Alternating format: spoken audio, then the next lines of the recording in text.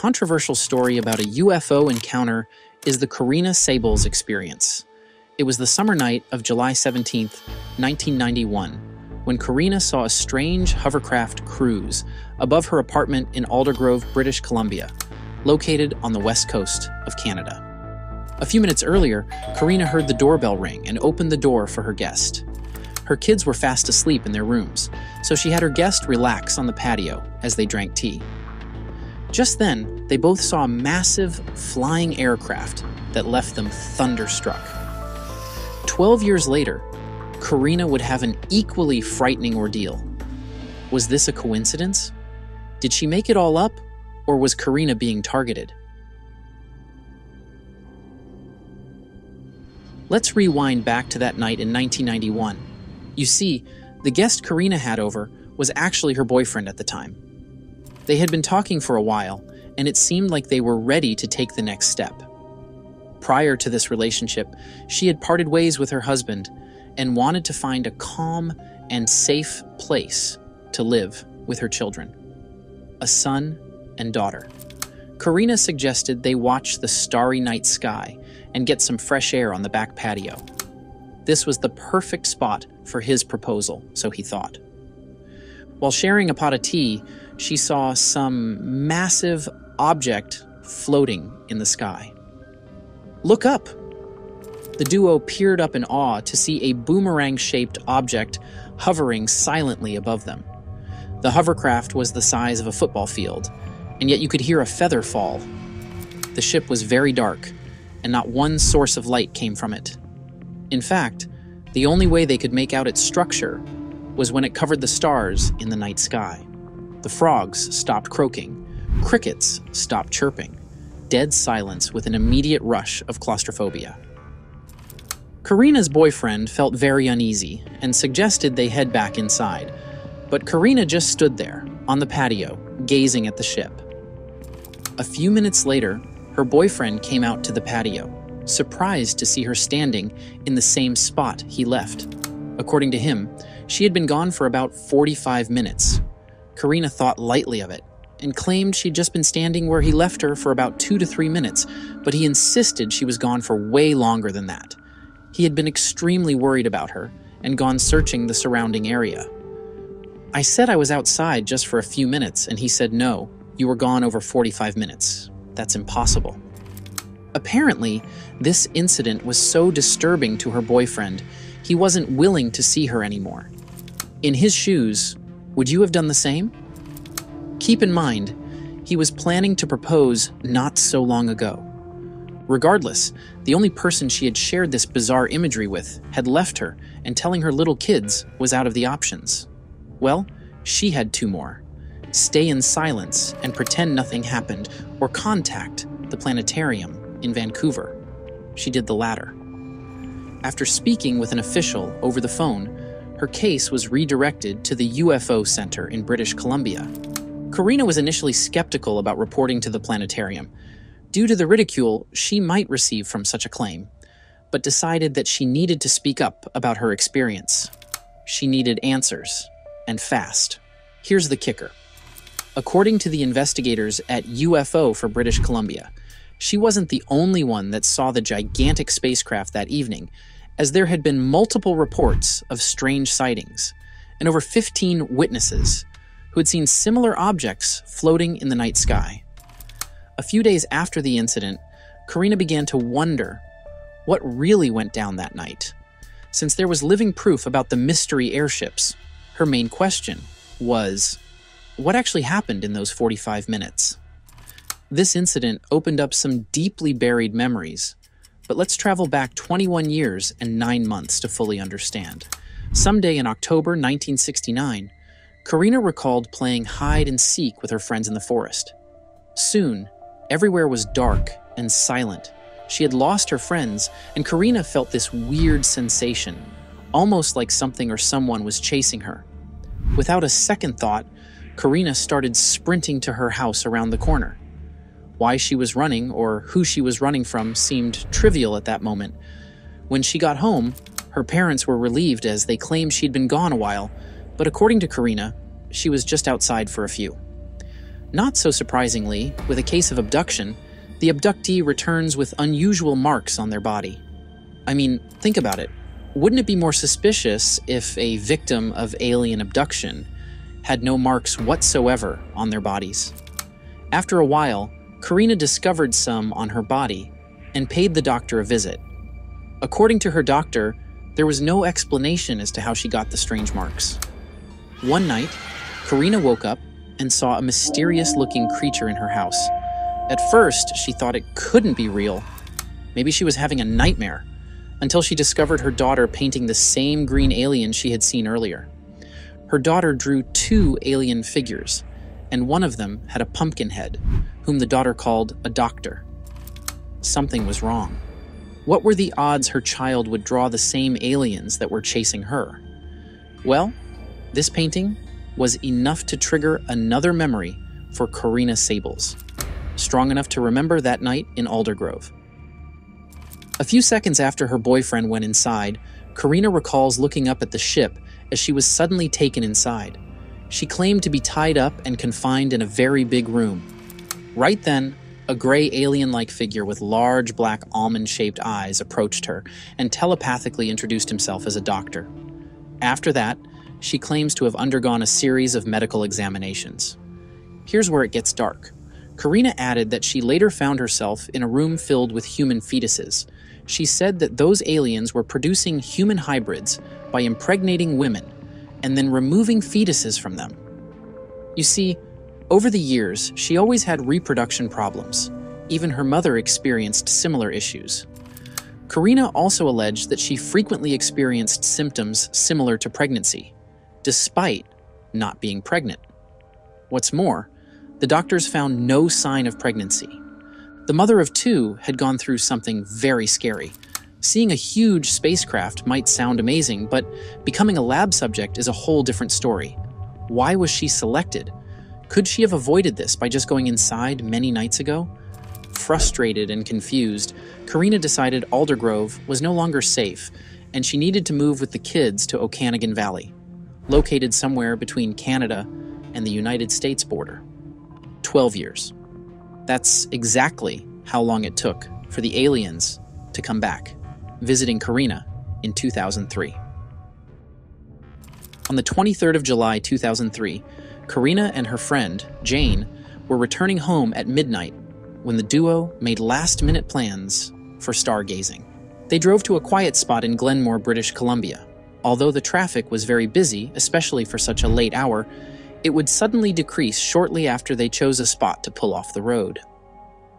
After shutting off the car's ignition, both women took to the roof of the car as Corina pointed to the black sky with her flashlight making traces of the stars, while Jane explored through a pair of binoculars. Within a few seconds of stargazing, Corina could make out 3 stars in the sky, in a distinctive triangular shape. The stars were extremely bright and solid white. Then, they began moving together as one object. The 2 women briefly considered the possibility that it was a plane, but quickly ruled out that idea, knowing that planes don't typically hover in place. Moreover, the lights were now changing to a vibrant neon green. The object came to a halt once again, hovering above the suddenly deserted highway. At this point, their looks of awe had morphed into concern and anxiety. I know what you're thinking. Why didn't they immediately drive home? Well, some people are just curious to a fault. According to Corina, she reached for the car's headlights and switched them off. She decided to use the flashlight to search through the darkness. Through one beam of light, both women could see some pairs of eyes and thought they were wild animals. But in Corina's words, once you really look, your brain takes it in. In front of them and heading in their direction were 5 creatures, each around 4 feet tall, with thin gray shoulders and an equally slender frame. Fight or flight finally kicked in as Corina and Jane felt a surge of fear rush through. Both women quickly tried to get inside the car. However, the pair struggled to do so as everything moved in slow motion. Corina likened the experience to being trapped in quicksand. Despite this, they eventually reached the car and slammed both doors shut, behind them. For some reason, the car's ignition refused to start as the strange-looking creatures approached. After a few seconds of panic, screaming, and tampering, the vehicle started and they hastily drove off, heading back the same road they came. Both women described a weird sensation that they couldn't quite explain.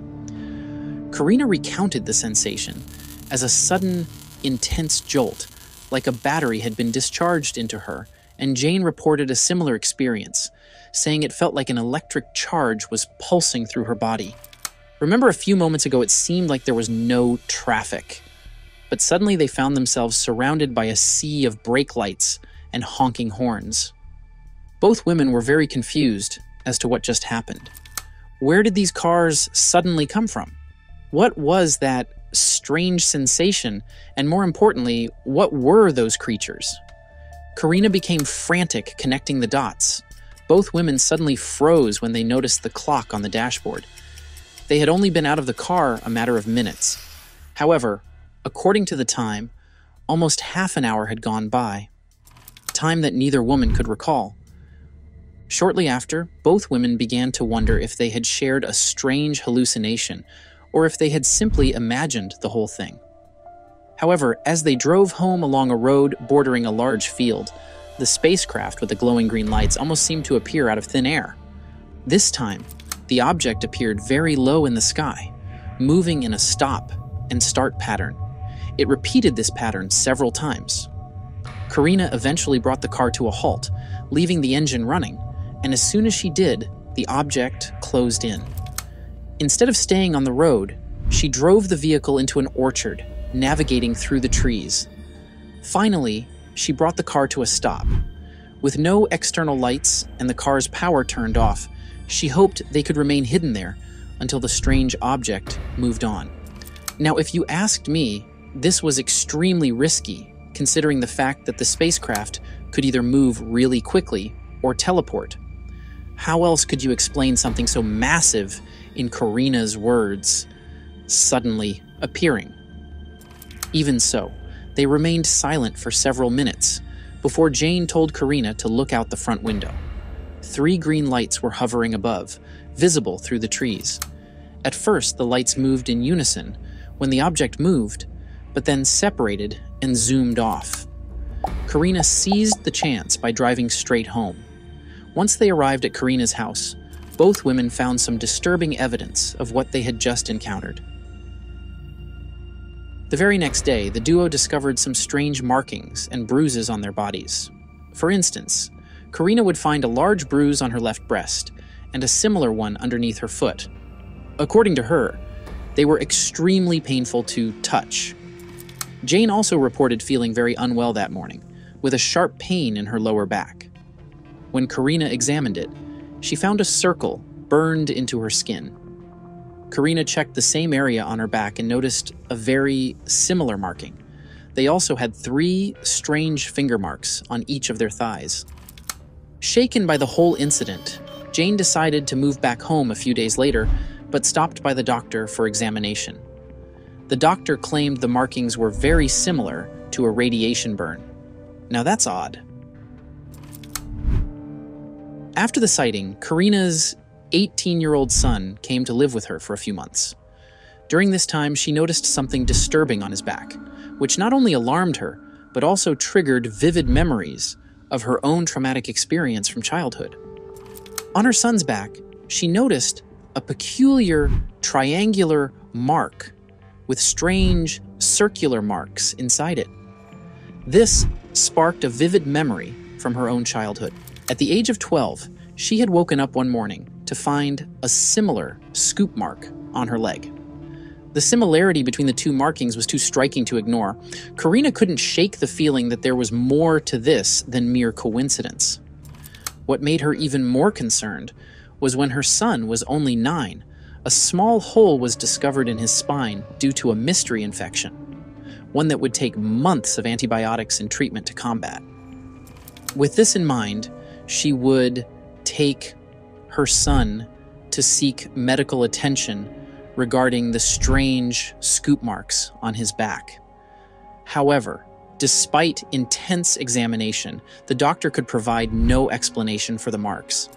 You see, if you remotely accepted Corina's testimony as valid, it would seem that this was a case of repeated abduction. This incident caught the attention of all sorts of organizations, from private institutions to intelligence agencies and the military. Corina was put through the ringer with interrogations in multiple communities, TV appearances, and government research. She also passed psychological evaluations, as well as a lie detector test. Yet in some corners of the UFO community and general public, she was doubted. Fast forward a few years, and Corina's experiences in 1991 and 2003 gained credibility, with a number of people coming to believe her accounts. One among such people would be Dr. David Jacobs, a historian and ufologist who has researched alien abductions for over 40 years. He suggested that UFO encounters are a real thing with a specific pattern. Firstly, there's the initial contact at a young age. The following phase would be experiencing lost time or missing hours during encounters with such non-human entities. Next, the physical examinations. A staggering 98% of every UFO abduction report proves this to be true. And in some peculiar cases, there were claims of repeated abductions. Dr. Jacobs also suggested that certain bloodlines could be monitored by these aliens, which would explain why both mother and child had cryptic marks and mystery infections. His research further claims that aliens are engaged in a hybrid program, aiming to create a new species by combining human and alien DNA. This theory would also support Corina's claim, as she reported seeing a UFO hovering over her house, being taken on board, and experiencing medical procedures. You might think this bogus at first, but consider this. If aliens did exist, there would be a compelling reason to abduct humans, which very much aligns with this theory. Dr. Jacobs' research explores the psychological effects of alien abductions on those who have experienced them. Corina's case is a prime example of all the effects that can result from such encounters. Specifically, she had struggled with fear, anxiety, and a deep-seated feeling of being chosen or selected for a purpose beyond her control. For several months, she had the same question: why me? One morning, Corina had arranged for her son to see a doctor when she saw it. Yellow, burnt-like treetops near her home, which suggested possible non-human activity monitoring. This, combined with the similarities in their experiences, suggests that Corina's family may have been under surveillance or subject to repeat abductions. Despite the numerous skeptics who questioned Corina Saebels' statements, quite a number of witnesses have come forward, supporting her claims of the events in Aldergrove and Okanagan. These witnesses claim to have seen the same things Corina saw on those nights. You see, in the final days of July and early August 2003, UFO sightings in British Columbia, much like Canada, had news and reports of mysterious sightings skyrocket. It wouldn't be so far-fetched to assume that Corina and Jane's apparent abduction could have occurred during this window. During her previous encounter, a total of 15 reports were filed that night, while her second experience was confirmed with over 200 reports documented by investigators in British Columbia. Among the various sightings, one report from a Kelowna resident, coincidentally Corina's own city, is especially intriguing and deserves a closer look. 3 days after Corina's incident on the 31st of July, the witness claimed that she had gotten out of bed sometime after midnight, unable to sleep. She stepped out into her yard to get some fresh air and look at the night sky. At that moment, she observed a bright light that first appeared to be a plane, but the way it moved was unlike any she had seen. Similarly to Corina, she described what she saw as an almond shape and said it had a luminous green color. Only moments earlier, she could hear all the usual sounds of the night: coyotes, insects, and even distant traffic. But as the glowing, green craft went across the sky, everything became absolutely silent. It was as if someone had clicked off a switch, she said. Like with every story, there are two sides, and within the pool of witnesses, some skeptic sharks circle to the surface. On the 22nd of August 2007, Corina published her book titled The Collectors, a Canadian UFO Experience. This release attracted many non-believers who raised doubts about Corina's case, questioning the authenticity of her claims and arguing that her book lacks depth and new insights. They claimed the book was merely repeating what other experiencers and researchers have already reported, potentially seeking personal gain. Here's what UFO expert Rutkowski had to say about the sightings. There are more than 1,000 UFO reports in Canada a year, and I figure about 95% of the sightings I investigate can be explained. The strange objects often turn out to be airplanes, satellites, fireballs, or more recently, drones. For the rest, there's nothing to suggest that otherworldly visitors are responsible, as tempting an explanation as that may be for some. There's no conclusive evidence that aliens are visiting us, although it's a wonderful theory. There's also no proof of that, and it's very prevalent that people are believing things that seem far-fetched. According to Rutkowski, people's concerns about their future was leading them to look to creatures from elsewhere for rescue. Let's adopt Rutkowski's view for a second and analyze this story from the role of a skeptic. Firstly, there's the lack of concrete evidence in Corina Saebels' case.